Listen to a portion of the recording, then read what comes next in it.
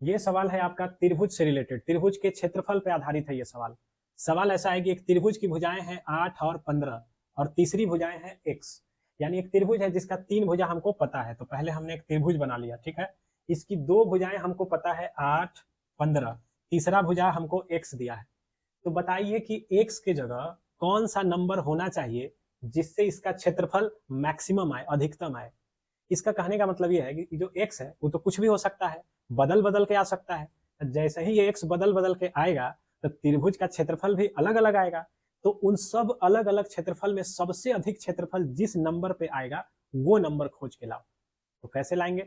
सबसे पहले हम क्या करेंगे, फॉर्मूला याद करेंगे त्रिभुज के क्षेत्रफल का।